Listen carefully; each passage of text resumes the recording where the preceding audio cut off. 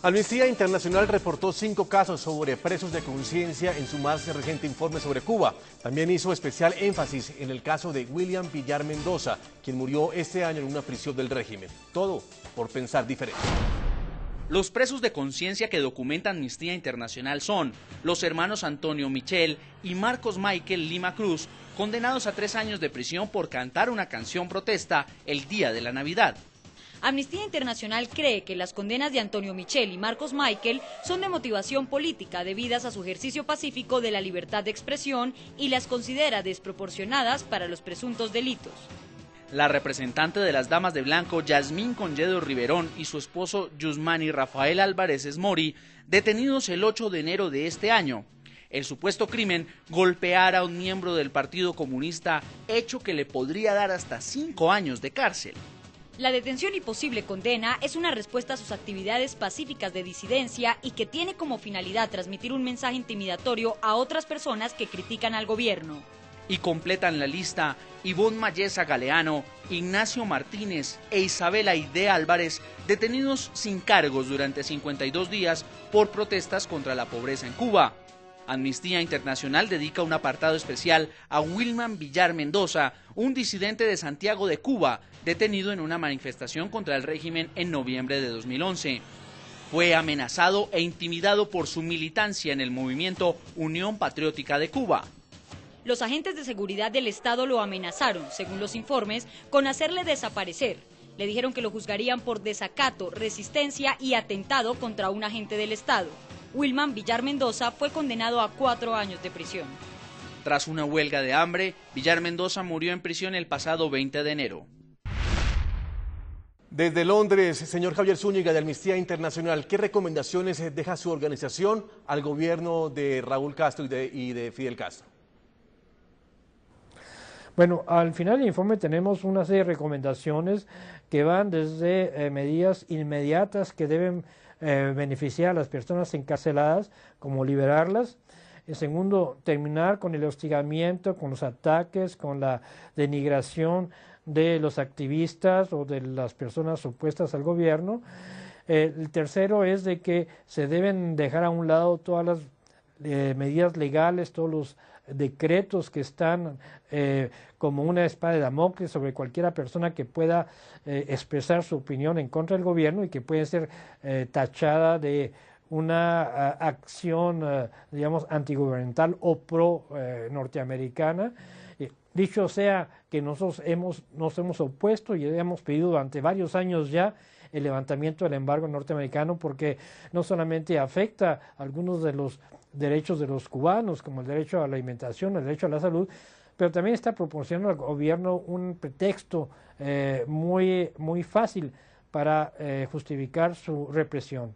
Otra cosa que queremos que el gobierno haga es de que prohíba estos actos de repudio, que son totalmente violatorios de derechos que ya decía y que se aumentan a toda la arsenal de medidas represivas del gobierno, y que también las brigadas de intervención rápida, que son brigadas realmente creadas por el propio gobierno, también dejen en paz a estas personas que son mujeres, que son jóvenes, que son personas muchas veces que han pasado mucho tiempo en la cárcel y que simplemente están manifestando su deseo de cambio. Y creo que el gobierno cubano debe entender que estas acciones no pueden ser, no son realmente para poner en peligro su gobierno, sino al contrario. Yo creo que es una manera en que el pueblo cubano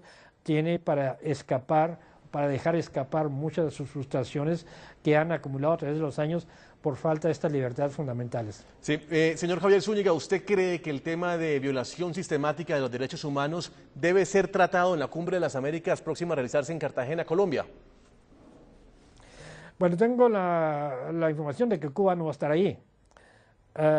Y entonces, bueno, en realidad, tratar sobre un país tercero que no está invitado tal vez no sea lo mejor, pero yo creo que todos los países están ahí en la conferencia, deben aplicar sus buenos oficios para que el gobierno cubano, sobre todo aquellos que tienen buenas relaciones con él, hagan, digamos, pasar el mensaje de que las libertades fundamentales que estos países respetan más o menos de buen grado, sean también aplicadas en Cuba. Sí. ¿Cree que la visita del Papa pues, va a servir para que el gobierno de los Castro libere a los presos políticos?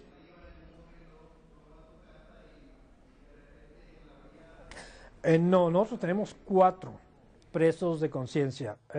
Los demás no son presos que nosotros hemos contabilizado ni siquiera como presos políticos, ¿no? Es una definición que puede a veces variable. Tenemos 4 presos de conciencia en Cuba en estos momentos y esperamos que tal vez la visita del Papa sea de naturaleza a que el gobierno tome la decisión de liberarlos. Señor Javier Zúñiga, asesor especial del secretario general de Amnistía Internacional, gracias por estar con nosotros por la noche de NTN24. Gracias, señor. Muchas gracias a usted. Gina Montaner, desde Madrid, España. Gina, el tema de la Cumbre de las Américas, me llama la atención es que los países que estaban pidiendo que Cuba asistiera y que de alguna manera pusieron en riesgo la realización de esta cumbre, no hablan nunca de la violación sistemática de derechos humanos, que como lo dice Amnistía Internacional, cada vez es más riesgosa para la gente que vive en Cuba. Bueno, es que los países que montaron todo este circo para intentar obligar a que invitaran a Cuba a la Cumbre de las Américas, pues son los del eje del socialismo del siglo XXI, ¿no? Sobre todo el gran agitador fue el presidente de Ecuador, Rafael Correa, y el señor Rafael Correa piensa y dice que en Cuba hay una democracia. También lo dice Daniel Ortega, también lo dice Chávez y lo dicen Evo Morales. Entonces, son personas que ya lo que nos están contando es una gran mentira. En Cuba hay una dictadura, ellos son aliados y socios de esa dictadura y les parece perfecto que vaya a la cumbre. Y tengo que decir que cuando el señor Zúñiga ha dicho que como es un país que no va a asistir, es difícil que se hable entonces de los derechos humanos. Sin embargo, Cuba no va a asistir a la cumbre y una de las cosas que sí parece que se va a discutir es la importancia del levantamiento del embargo. Entonces, me parece que mucho más importante que el levantamiento del embargo, que al final es una política tangencial de Estados Unidos y que realmente es un problema casi de la política de Estados Unidos unilateral con Cuba, mucho más importante que eso es la violación de los derechos humanos en Cuba. Entonces, si vamos a hablar del levantamiento del embargo en la Cumbre de las Américas, me parecería bastante increíble y bastante triste que no se mencione la necesidad de que Cuba se democratice de una vez. Sí. Gina Montaner, de Madrid, España, muchas gracias por acompañarnos nuevamente aquí en la noche de NTN24 y por compartir con la América Latina sus opiniones tan importantes. Gracias a vosotros. Volvemos a Cuba. Juan Carlos González. Juan Carlos, ¿a ustedes les gustaría que en la Cumbre de las Américas que se va a realizar en Cartagena, Colombia, se hablara específicamente del capítulo en la violación de los derechos humanos de su país? Bueno, aquí el crimen es tan grande, las violaciones de los derechos humanos son tan sistemáticas y tan crueles, la vida de las personas, como yo, todos los días sentimos que nos pueden matar, que si caemos en un hospital desaparecemos como Laura Pollán, y que yo creo que es importante hablar de los derechos humanos en Cuba, de las violaciones sistemáticas y de lo que está ocurriendo en Cuba en todas partes y en todos los rincones del mundo, en todos los lugares, inclusive hasta en la Asamblea Nacional del Poder Popular de aquí de Cuba. Pues Juan Carlos, muchas gracias por acompañarnos en la noche de NTN24 a través de ese sonido telefónico, pero estamos en Cuba. Muchas gracias, señor. Gracias y una bendición para América. Vamos a los Estados Unidos. Ariel Ziegler. Ariel, ¿cuál es el mensaje, o más bien, qué espera la disidencia que vive en Estados Unidos de esta visita del Papa?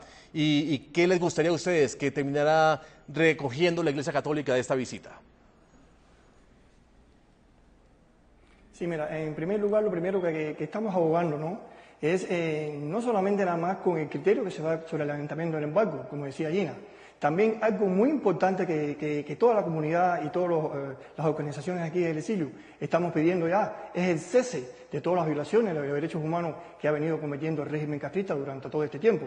Es muy fundamental, como decía Juan Carlos, que este tema sea tocado directamente por todos los rincones y por todos los lugares del mundo, con el objetivo de que todo el mundo sepa las constantes violaciones de los derechos humanos que comete el régimen castrista con todo el pueblo cubano. Ariel Ziegler desde Estados Unidos, desde Miami, muchas gracias por acompañarnos. Ese es un expreso político disidente de Cuba y pues su opinión muy importante para América Latina. Muchas gracias. Gracias a usted y por invitarme al programa. A todos nuestros televidentes los invito a que envíen sus comentarios a www.ntn24.com. Escriban en Twitter @ntn24, a Segurizati ntn24. La noche seguirá encendiendo las luces para que usted vea el punto clave de la noticia. Buenas noches.